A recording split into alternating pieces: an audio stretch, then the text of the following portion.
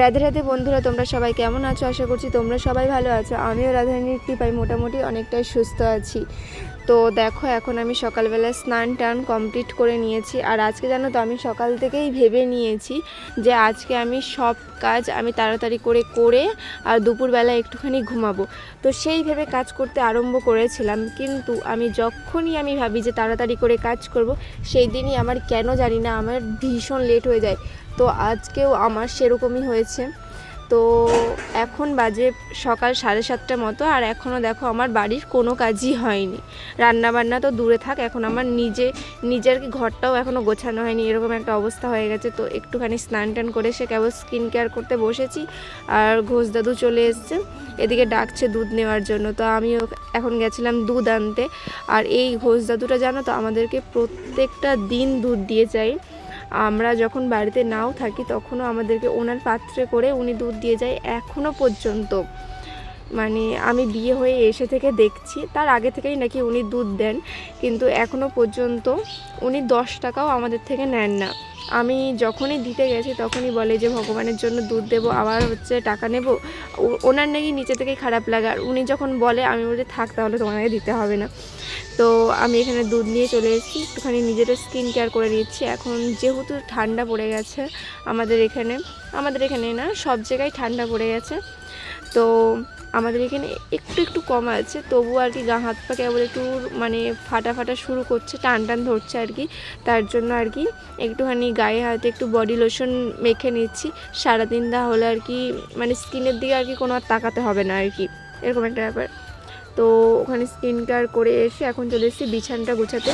আর আজকে আমি বললাম না, যেহেতু আমি লেট, আজকে আমি সব দিকেই লেট। দেখো এদিকে আমার অন্যদিন প্রত্যেকটা দিন আমি ঘরটর গুছিয়ে নিয়ে একবারে যাই স্নান করতে, আর আজকে আমার ঘর গোছানোর সময়টাই হয়ে ওঠেনি, এরকম একটা ব্যাপার।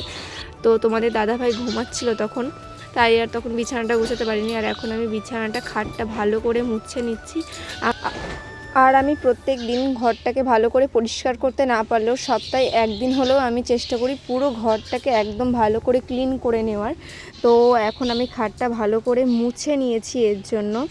তো আমি শুধুই এমনি মুছে নিই, আমি যেখান থেকে খাট নিয়েছিলাম সেখানে আমি জিজ্ঞাসা করেছিলাম সবাইকে, দেখেছি আর কি ফোনে আর কি দেখেছি যে কেরোসিন তেল দিয়ে মুছতে, অনেকে দেখেছি টিস্যু পেপার দিয়ে মুছতে, কিন্তু যেখান থেকে আমি খাট নিয়েছি সেখানে আমি জিজ্ঞাসা করেছিলাম যে আমি কী দিয়ে মুছবো খাটটাকে, কী দিয়ে ক্লিন করবো খাটটাকে।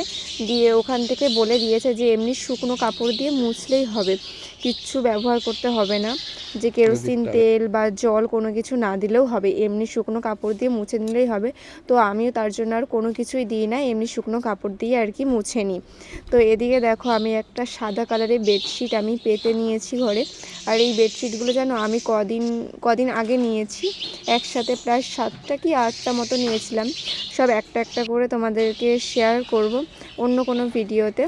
তো আজকে সেটা শেয়ার করব না। আর আমার সবথেকে বেশি ভালো লেগেছিল এই সাদা কালারটা। আর যেহেতু বেশি ভালো লেগে গেছে তার জন্য এই সাদা কালারটাই আজকে ভাবলাম যে আজকে সাদা কালারটাই পাতি। তার জন্য আজকে সাদা কালারের সব দিকে আজকে সাদা আজকে আমি পেতে দিয়েছি। আজকে মাদের ঘরগুলোতেও সাদা কালার বেডশিট পেতেছি, আর তার জন্য আমাদের ঘরেও আজকে সাদা কালার পেতে দিয়েছি। তো কেমন লাগছে জানাবে বেডশিটটা। তো এখন বাড়িতে কেউ নেই, মারাও বাড়িতে নেই, মা বাবা তারপরে ভাই, ওনারা কেউ বাড়িতে নেই আজকে, আমি বাড়িতে একাই আছি। তো কি করব আর, তার জন্য আর কি ভাবলাম যে ঘরটা ভালো করে গুছিয়ে নিই, তারপরে একবারে যাব রান্নাঘরে, তাহলে ও রান্না করে এসে আর কোনো চিন্তা থাকবে না যে ঘর গোছাতে হবে বা কিছু, আর কোনো চিন্তা থাকবে না। তাই আর কি বিছানাটা আগে গুছিয়ে নিলাম। দেখো আমার এদিকে বিছানাটা বলতে বলতে গোছানো হয়ে গেছে। আর জানো তো, বাড়িতে কেউ না থাকলে বাড়িটা তখন চারিদিক কেমন ফাঁকা লাগে, কারণ আমাদের বাড়িতে সবাই যেন সব সময় বাড়িতেই থাকে। আর হুট করে যখন বাড়িতে দেখি থাকে না, ফাঁকা বাড়ি, তখন যেন আরও বেশি কেমন মনটা খারাপ লাগে। তো দেখো এখন আমি এখানে কোল বালিশটা দিয়ে দিচ্ছি। আর এই মানে বেডশিটটার সঙ্গে কোল বালিশের কভার ছিল না, পিলো কভারগুলো ছিল, হচ্ছে ওগুলো আমি পাতিনি, উপর দিয়ে আর কি এই তোয়ালিটা দিয়ে দিচ্ছি, না হলে হচ্ছে বালিশগুলো নোংরা হয়ে যাবে। আর এটা যেন শিখেছিলাম, এটা হচ্ছে আমার মার কাছ থেকে শিখেছিলাম, যে বালিশের উপরে এরকম তোয়ালে দিলে আর কি নোংরাগুলো আর কি বালিশের উপরে পড়ে না, যা পড়ে আর কি তোয়ালিটার উপরেই পড়ে। আর এটা মায়ের দেখে দেখে এটা আমারও আর কি অভ্যেস হয়ে গেছে। তো দেখো আমি এখানে ড্রেসিং টেবিলটাও এখানে পরিষ্কার করে নিচ্ছি। তো আজকের মতো এখানেই টাটা, দেখা হবে নেক্সট কোনো ভিডিওতে। তো ভালো লাগলে ভিডিওটা লাইক কমেন্ট শেয়ার আর চ্যানেলটা সাবস্ক্রাইব করে দেবে।